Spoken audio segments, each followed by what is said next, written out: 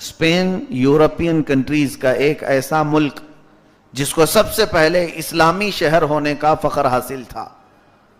مسلمانوں نے سب سے پہلے یورپ میں جو داخلہ کیا تو اسپین کے ذریعے، اندلس اس کو کہا جاتا ہے، اور یہ اسلامی سلطنت کا مرکز تھا اس وقت. طارق بن زیاد کے ذریعے سے اندلس میں داخلہ ممکن ہوا. یہ کب کی بات؟ حضور صلی اللہ علیہ وسلم کے وصال کے 80 سال بعد، یعنی 90 ہجری میں اندلس میں اسلامی فوجیں آ گئی تھیں اور یورپ میں اسلامی پرچم لہرا رہا تھا. اور اس کے بعد سے لے کر تقریباً 750 سال تک اسلامی پرچم لہراتا رہا. اور اسپین اتنی ترقی کر چکا تھا، اتنی ترقی کہ مصر میں نے خود دیکھا ہے، لائبریری میں بعض یورپین کنٹریز کے جو بادشاہ ہوا کرتے تھے اس زمانے میں، ان کے خط ہیں. اسپین کے علماء کے نام پر انہوں نے خط لکھا ہے کہ آپ کے پاس جو علم و فن ہے وہ ہمارے بیٹوں کو سکھا دیں. تو اس وقت اسپین میں جو عرب علماء موجود تھے ان کے پاس یورپ کے بادشاہ اپنے بچوں کو بھیجتے تھے پڑھانے کے لیے، اور وہ آتے تھے اسلامی علوم پڑھ کر کے جاتے تھے. اسلامی علوم پڑھ کر کے جب واپس جاتے تھے تو یورپ میں لوگ انہیں دیکھنے کے لیے جمع ہو جاتے تھے کہ یہ عرب والوں سے پڑھ کر کے آیا ہے، اسپین سے پڑھ کر کے آیا ہے. یہ ہمارا ایک شاہانہ سطوت کا نظام رہا علم کے معاملے میں، کردار کے معاملے میں. تاریخ پھر بدلتی چلی گئی. یورپ نے اتنے علوم حاصل کیے علماء سے، اسلامی علماء سے. آج بھی امریکہ کی کیلیفورنیا یونیورسٹی میں ڈاکٹریٹ پر، خاص طور پر بچوں کے بیماریوں کے متعلق جو بھی ڈاکٹریٹ کرتا ہے، اس کی سب سے پہلی کتاب ابو علی سینا رحمت اللہ علیہ کی ہے. آج بھی وہ کتاب القانون نام سے پڑھائی جاتی ہے، اگرچہ اس کا انگریزی ٹرانسلیٹ ہوا ہو، لیکن سب سے پہلے اس فن میں لکھی جانے والی کتاب اسپین کی تھی. علماء نے اس قدر ترقی کی تھی. بہت سارے معاملات پھر میں کبھی اس عنوان پر عرض کروں، لیکن اسپین کی یہ ترقی اچانک رک کیسے گئی؟ اسپین میں آج اگر آپ جائیں تو مسلمانوں کو وہاں پر علل اعلان نماز پڑھنے کی آج اجازت نہیں. جس ملک میں 700 سال ہم رہے، جگہ جگہ پر مسجدیں، مسجد قرطبہ کا نام سنا ہوگا آپ نے، دنیا کی بہت بڑی عالی شان مسجد آج بھی ہے. تقریباً ایک اندازے کے مطابق اسپین میں 500 مسجدیں آج چرچ بنی ہوئی ہیں، وہاں گھنٹیاں بجائی جاتی ہیں. کچھ مسجدیں تو گھوڑوں کے استبل بنائے گئے. آج یورپ میں وہ ملک باقی ہے جہاں ہماری ثقافت، ہماری تاریخ 700 سال تک باقی رہی. کیا ہوا کیا تھا؟ ایک دور ایسا آیا کہ لوگ اپنے بچوں کو پھر اتنا ماڈرن کرتے چلے گئے، اتنا ماڈرن کہ پھر ان مسجدوں کے مصلی پر آنے والے باقی نہیں رہے. 700 سال میں یورپ سارا علم لے کر وہ ترقی کی طرف چل پڑا، اور پھر انہوں نے فیشن یہ دے دیا اپنا ماڈرن کلچر، ننگے پن کا رواج. اس لیے کہ ہمیشہ یہود و نصارہ مسلمانوں کو تباہ کرنے کے لیے جو آلہ اپناتے ہیں وہ بے حیائی کا ہے. اوریانیت، ننگے پن کو ہمارے اندر داخل کر کے آسانی سے جنگ جیت جاتے ہیں. یہی اسپین میں ہوا. انہوں نے اوریانیت کو ایک فیشن دے دیا، ننگے پن کو پورے علاقوں میں مشہور کروایا. پھر مسلمان کیا تھے؟ وہ پہلے کے مسلمان نہیں تھے. طارق بن زیاد جو عرب سے کشتیاں لے کر کے جب یورپ کی طرف آئے تھے تو انہوں نے سمندر کے پاس پہنچ کر اپنی کشتیاں جلا دی تھیں کہ کوئی واپس جانے کا نام نہیں لے گا. یا تو پھر اسلام کا پرچم یہاں لہرائیں گے یا یہیں مر جائیں گے. وہ جذبہ لے کر کے وہ نکلے تھے، ویسے پھر باقی نہیں رہے. اس لیے کہ ہمارے پہلے کے بزرگوں نے جو سجا سجا کر کے ہمیں دیا تو لوگوں کو کھانے پینے کی عادت بن جاتی ہے. اب ہمارا کام کیا ہے؟ یہی معاملہ آج بھی چل رہا ہے. اسپین میں جو ہوا 700 سال کے بعد ڈھیلے پڑ گئے، اخلاق میں کمی، اعمال میں کمی، بدکاریاں عروج پر آنے لگی. پھر لوگ اذانوں سے دور، نمازوں سے دور. پھر ایک وقت ایسا بھی آیا کہ بدعملی بڑھتی چلی گئی، لوگ علماء اسلام نہیں بنا رہے تھے، اب لوگ حافظ قرآن نہیں بنا رہے، جس کو دیکھو وہ الجبرا پڑھا ہے، جس کو دیکھو وہ قانون پڑھا ہے، اپنے بچے کو کوئی انجینئر بنائے۔ انہی تمام چیزوں میں جب ملک لگ گیا تھا تو دین کی حفاظت کے لیے جو علماء تھے وہ کم ہونے لگ گئے۔ علماء کہاں آسمان سے ٹپکتے ہیں، علماء کہاں زمین سے نکل کر کے آتے ہیں، کسی کی گود ہی سے تو آتے ہیں۔ جب اکثر لوگ اس بات کا یہ ارادہ طے کر کے بیٹھ جائیں کہ نہیں، مجھے میرے بیٹے کو قرآن کی طرف نہیں بڑھانا ہے، نہ حدیث کی طرف، پھر تمہارے دین پر ایسی سختی آ جائے گی کہ کیسے حفاظت کرے، کون حفاظت کرے۔ آج ایک مثال میں دوں، ہندوستان اگر اعلان کر دے کہ اب فوجی ہم نہیں بنائیں گے کسی کو، اس لیے کہ فوجیوں کو بہت تکلیف ہوتی ہے، سپاہی بیچارے بارڈر پر دن رات کھڑے رہتے ہیں، سوتے نہیں ہیں، اتنی بہت ساری تکلیف ہوتی ہے، لہذا آپ سے فوجی نہیں بنایا جائے گا، اعلان کر دے، پھر 5 سال کے بعد دیکھیں ہر ملک ٹوٹ پڑے گا ہندوستان پر۔ کیا ایسا نہیں ہوگا؟ ایک نظام ہے ہر ملک کا، ہم ڈیفنس کے لیے فوجی بناتے ہیں، اگرچہ اس میں مشقت ہے، تکلیف ہے، لیکن وہ ملک کی حفاظت کے لیے ضروری ہے۔ بلکہ کئی ملک ایسے ہیں، مصر میں نے قانون دیکھا ہے، جو بھی لڑکا کالج پڑھے گا 2 سال اسے فوجی ٹریننگ میں رہنا ہی ہے، کمپلسری۔ اسرائیل میں تو آج ایسا قانون ہے کہ وہاں لڑکیوں کو بھی 4 سال فوجی ٹریننگ میں رہنا ضروری ہے۔ وہ کسی بارڈر پر یا کسی مشن پر لڑکیاں بھی اور لڑکے بھی جب تک وہ فوجی بن کر کے نہیں آئیں گے انہیں ملک کوئی بھی جاب نہیں دے گا، گورنمنٹ کی کوئی نوکری نہیں ملے گی۔ بہت سارے ملکوں میں یہ نظام ہے۔ کیوں یہ عدالت کی طرف سے حکم آتا ہے کہ تم بناؤ؟ کیونکہ یہ پورے ملک کی حفاظت کا معاملہ ہے، اور جب ہم علماء اور حفاظ قرآن نہیں بنائیں گے، چند سالوں کے بعد دیکھو ہمارا پورا معاشرہ ٹوٹ جائے گا۔ یہ علماء فوج کا کردار ادا کرتے ہیں، ختم ہو جائیں گے، پھر آپس میں لڑ مر کر کے سب لوگ اپنا دین تباہ کر جائیں گے۔ اسپین میں یہی ہوا، آخری وقت تھا کہ لوگ اپنی عیاشی میں مصروف، ایک چوراہے پر عیسائیوں نے ایک پاگل آدمی کو کھڑا کیا، وہ حضور کی شان میں گالیاں دے رہا تھا، برے بھلے جملے کہہ رہا تھا دن بھر، تو لوگ وہاں سے گزرتے گئے، دیکھ رہے تھے، میرے آقا صلی اللہ علیہ وسلم کی شان میں وہ گالیاں بکتا رہا۔ لوگوں نے کہا پاگل ہے، چھوڑو، اس سے ہمارا کیا ہونے والا ہے۔ اس کی طرف سے بے اعتنائی، لاپرواہی برتتے گئے۔ 2 دن گزرے کہ عیسائیوں نے اعلان کیا کہ اب اسپین میں مسلمان مر چکے ہیں، لہذا ان کو یہاں سے خارج کر دیا جائے۔ پھر وہ قتل و غارت انہوں نے کی، وہ حملے کیے کہ جگہ جگہ سے مسلمانوں کو وہاں اسپین سے نکالا گیا، اور کتنے ہزار نہیں بلکہ کئی لاکھ مسلمانوں کو انہوں نے قتل کیا، ساری مسجدوں پر قبضہ۔ چند سالوں کے بعد اسپین جو اندلس تھا وہ اسپین میں بدل گیا، آج وہاں اسلامی کسی بھی عبادت کو علل اعلان کرنا جرم کہا جاتا ہے۔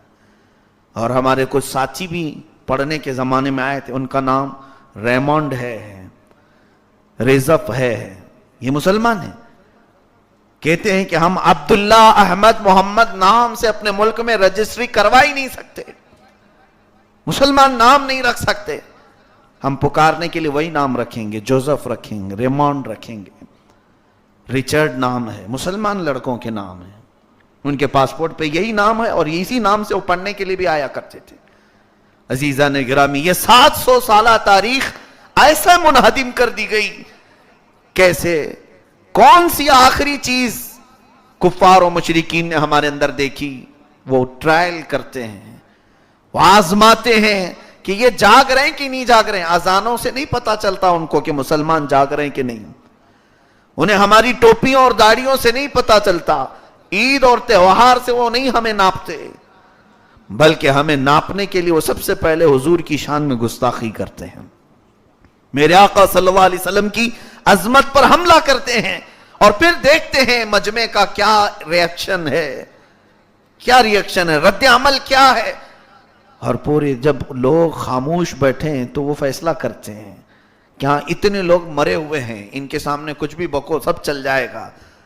اور امام غزالی رحمت اللہ علیہ نے سچ فرمایا، فرماتے ہیں مسلمان قوم اپنے نبی کی عظمت پر ہونے والے گندے حملوں پر خاموش بیٹھی رہے تو سمجھ لو کہ ان کا ایمان ختم ہونے کو ہے، اور چند دنوں کے بعد انہیں وہ دن دیکھنا ہوگا کہ ان کی ماں اور بہنوں کو سر عام نیلام کیا جائے گا، وہ کچھ نہیں کر سکیں گے۔ جو قوم اپنے نبی کے نام پر برگشتہ نہیں ہوئی، بے قرار نہیں ہوئی، پھر وہ نہ اپنے ماں کے لیے اپنے باپ کے لیے بھی کبھی نہیں اٹھ سکے گی۔ اس لیے کہ مسلمان، ہمارا دین محبت رسول پر قائم ہے، ہمارا رشتہ سب سے زیادہ مضبوط نبی کونین صلی اللہ علیہ وسلم سے ہے۔ کیا بات تھی صحابہ کرام کے ساتھ، کیا نہیں ہوا۔ حضرت یاسر رضی اللہ تعالیٰ عنہ ایک صحابی ہیں، ان کے باپ کا نام عمار ہے، ماں کا نام سمیہ ہے۔ مکہ میں عمار بن یاسر رضی اللہ تعالیٰ عنہ، حضرت عمار میں الٹا نام کہہ رہا تھا، یاسر حضرت سمیہ کے شوہر ہیں، عمار بیٹے ہیں۔ یہ تین لوگوں پر اتنا ظلم ہوا کہ تاریخ میں اس کی مثال نہیں ملتی۔ حضرت سمیہ بڑی عمر کی ایک خاتون تھی، گھر گھر جا کر لوگوں کو اسلام کی دعوت دیتی تھی۔ حضرت یاسر یہ ہجرت کر کے آئے ہوئے تھے۔ ان دونوں کو اتنا مارا گیا تھا، بہت مارا گیا، یہاں تک کہ حضرت سمیہ کو ابو جہل نے پکڑ کر کے گھوڑے کی ٹانگوں سے باندھ دیا تھا۔ کیسے؟ حضرت سمیہ کے سامنے کے دونوں ہاتھ گھوڑے کے سامنے والے دونوں ٹانگوں سے باندھا، آپ کے دونوں پیر گھوڑے کے پیچھے کے دونوں پیروں سے باندھا، اور اس کے بعد گھوڑے کو دوڑایا۔ گھوڑا جب دوڑتا تھا تو ایک ایک ہڈی سرکتی تھی اور کٹ کٹ کی آوازیں ٹوٹنے کی آتی۔ حضرت سمیہ کو باندھ کر کے لوگ مذاق اڑا کر دیکھ رہے تھے۔ اس وقت عمار بھی وہاں تھے، ان کے بیٹے موجود تھے۔ یہ ظلم ایک صحابیہ پر اتنا ہوا کہ ان کی ہڈیاں بدن کی ٹوٹ گئی۔ گھوڑا دوڑتا دوڑتا جب قریب آیا، ابو جہل نے لوہے کے ایک نیزے سے آپ کی شرمگاہ کو مارا، جس سے وہ شہید ہو گئی۔ اسلام کی پہلی شہیدہ تھی سیدہ سمیہ رضی اللہ تعالیٰ عنہ۔ حضرت عمار کہتے ہیں وہ منظر میں کبھی نہیں بھول سکتا۔ اسی لیے جنگ بدر میں جب ابو جہل مارا گیا تھا، حضور نے پوچھا عمار کہاں ہے؟ بلایا گیا، حضرت عمار آئے، حضور نے فرمایا اے عمار دیکھ تیری ماں کے قاتل کا اللہ نے بدلہ لے لیا ہے، ابو جہل کو اللہ نے ذلیل کر کے مارا ہے۔ میں یہ بات اس لیے عرض کر رہا ہوں، وہ عمار جو اپنی ماں کی اس طرح دردناک موت کو اپنی آنکھوں سے دیکھ چکے، اور اپنے باپ کو حضرت یاسر کو کئی دنوں تک مکہ والوں نے لٹکا کر رکھا تھا، کئی دنوں تک لٹکا کر رکھا تھا، شروع میں ان کے بالوں سے لٹکاتے تھے۔ یہ ظلم دیکھ چکے، لیکن حضرت عمار یہ کڑوے گھونٹ پی کر رہ جاتے تھے، کڑوے گھونٹ پی کر رہ جاتے تھے۔ لیکن اللہ اکبر، ایک وقت وہ بھی آیا جب کبھی کسی نے میرے نبی کے نام پر بات کی، حضرت عمار کا حال یہ ہوتا کہ جلال کی وجہ سے آپ کی آنکھیں باہر آ جاتی اور ایسے بپھر جاتے جیسے کوئی خوفناک شیر ہو، اور پھر اسے تہتیک کر کے آتے تھے، چاہے وہ جہاد کے معاملات میں ہو یا کسی بھی دوسرے شہر کا ہو۔ حضور کی شان میں اگر کوئی بک جاتا تو حضرت عمار خاموش بیٹھتے ہی نہیں تھے، اٹھ جاتے، کہتے اجازت دی جائے مجھے، ابھی میں اپنی تلوار سے اس کا مقابلہ کروں جس نے نبی کی ذات پر اپنی زبان دراز کی۔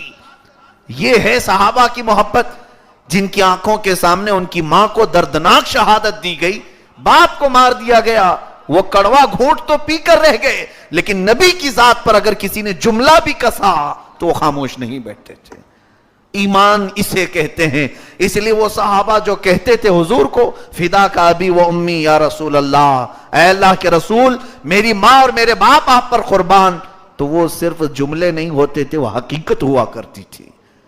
ان کی زندگیاں پڑھیں آپ کہ انہوں نے اپنی زندگیوں میں اپنے ماں باپ پر آنے والی تکلیفوں کو سہ لیا، لیکن حضور کی عظمت پر کسی نے انگلی بھی اٹھایا تو اسے توڑ دیا ہے۔ سیدنا ابو بکر صدیق رضی اللہ تعالیٰ عنہ، ان کا حال یہی ہے کہ آپ کے گھر والوں پر کفار مکہ نے بہت ظلم کیا. خود حضرت ابو بکر صدیق کو مارا گیا تھا، اتنا کہ آپ کا چہرہ اتنا سوج گیا تھا کہ آنکھیں اندر جا چکی تھی، آنکھیں نہیں کھول رہے تھے دن بھر. سیدنا ابو بکر صدیق رضی اللہ تعالیٰ عنہ کو اتنا کافروں نے مارا تھا مکہ میں. لیکن ایک وقت ہے کہ یہ تمام کڑوے گھونٹ سیدنا ابو بکر صدیق پی کر کے خاموش رہ گئے. اپنے اوپر آنے والی مصیبتوں پر ان کا ریئیکشن اتنا نہیں ہوتا تھا، اتنا نہیں. کیا میں اپنی ذات کے لیے لڑوں دوسروں سے؟ ایک موقع پر ایک شخص کو کفار مکہ نے بھیجا تھا، جاؤ محمد نے کتنی فوج جمع کی دیکھ آؤ. عروہ بن مسعود ثقفی نام سے ایک شخص آیا حضور صلی اللہ تعالیٰ علیہ وسلم کا معائنہ کرنے کے لیے. یہ حدیبیہ کے موقع پر یا اس سے آس پاس کے موقع پر.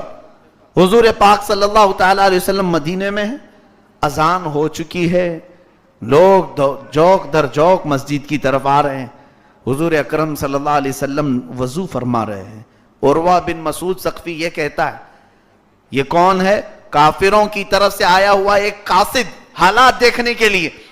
کہتا ہے میں دور کھڑے ہو کر دیکھ رہا تھا کیوں یہ شہد کے چھتے پر جس طرح سے مکھیاں جمع ہوتی ہیں ایسے کیوں یہاں پر جم گھٹا لگا ہے. تو دور سے دیکھتا ہے کہ حضور صلی اللہ علیہ وسلم وضو کر رہے ہیں اور صحابہ آس پاس کوئی اپنا دامن پھیلائے اور کوئی اپنے دونوں ہاتھ آگے کیے ہوئے کھڑے ہیں کہ نبی اگر کلی بھی کرتے تو زمین پر پانی نہیں گرتا، کسی صحابی کے دامن پہ گرتا. وہ سب لے لیتے تھے. حضور پاک صلی اللہ علیہ وسلم کے وضو سے گھرا ہوا پانی صحابہ اپنے ہاتھوں میں لے لیتے، اپنے چہرے پر لگا لیتے، اپنے جسموں پر لگا لیتے، زبان سے اسے چاٹ لیا کرتے تھے. یہ منظر اس نے دیکھا. تھوڑی دیر کے بعد جو بات کرنی ہے وہ یہ ہے، حضور پاک صلی اللہ علیہ وسلم کے پاس وہ آیا بات کرنے کے لیے. میں مکہ والوں کی طرف سے قاصد بن کر کے آیا ہوں، اے محمد تم سے کچھ بات کرنی. حضرت ابو بکر صدیق سامنے آ گئے ہیں. کہاں بات کرو. حضور پاک صلی اللہ علیہ وسلم سے بات کرتے کرتے اس نے حضور کی داڑھی مبارک کو ہلانا شروع کیا، ہاتھ لگانے لگا اور بات کرتے کرتے بار بار حضور کی داڑھی کی طرف ہاتھ چلا جاتا. اے محمد تم نے ایسا کیا ایسا کیا.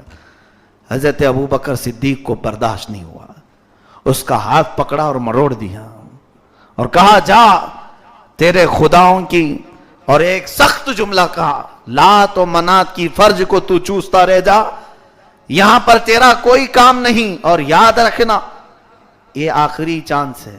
دوبارہ ہاتھ اٹھا کر کے گفتگو کیا تو دونوں ہاتھ مونڈے سے کاٹ دوں گا اور کٹے ہاتھوں کے ساتھ تو مکہ واپس جائے گا. ڈر کر خاموش ہو گیا. پھر دوبارہ وہ ہاتھ اٹھائے بغیر گفتگو کیا. مکہ واپس جا کر کے کہا ہے لوگوں، یا پھر یہ ایران کا قاصد تھا تو اس نے وہاں جا کر کے کہا کہ اے لوگوں محمد سے لڑنے کا ارادہ چھوڑ دو. کہا کیوں؟ بہت سامان جنگ ہے ان کے پاس. کہا سامان جنگ نہیں، ایسے دیوانے بنائے ہیں کہ وہ وضو کا قطرہ بھی زمین پر گرنے نہیں دیتے. ان کی داڑھی کی طرف ہاتھ کوئی بڑھا ہے تو وہ ہاتھ کاٹنے کی بات کرتے ہیں، تو پھر ان کے جسم سے خون نکلے تو وہ کہاں برداشت کریں گے. تو کفار مکہ بھی، قیصر و کسریٰ بھی اس وقت اس بات کا اقرار کر چکے تھے. ان کے لیے اگر کوئی سخت چیز تھی تو وہ یہی صحابہ کی محبت. محمد کے بارے میں اگر ہم انگلی بھی اٹھائیں تو یہ چھوڑیں گے نہیں ہمیں. حضور صلی اللہ علیہ وسلم کے بارے میں کوئی جملہ بھی کہے تو یہ تو اپنی جان کی بازی لگا دیتے ہیں. آ جاتے ہیں میدانوں میں اور ایسے جوش و ولولے سے داخل ہوتے ہیں کہ کفار مکہ ہوں یا ایران کی فوجیں ہوں، سب فوجوں میں زلزلہ آ جاتا ہے صحابہ کو دیکھ کر ہی. میرے عزیزو، ان صحابہ کا ایمان یہ تھا کہ بولنا ہے ہمیں بول لو، مارنا ہے ہمیں مار لو، لیکن خبردار حضور کی طرف انگلی نہ اٹھانا. ان کا ہی اعلان تھا جس کو شاعر نے اپنے انداز میں یوں کہا تھا ترجمانی کرتے ہوئے، جو جان مانگو تو جان دے دیں، جو مال مانگو تو مال دے دیں، مگر یہ ہم سے کبھی نہ ہوگا نبی کا جاہو جلال دے دیں. ہم اس پر سمجھوتا نہیں کرتے. صحابہ کرام کا یہ معمول تھا.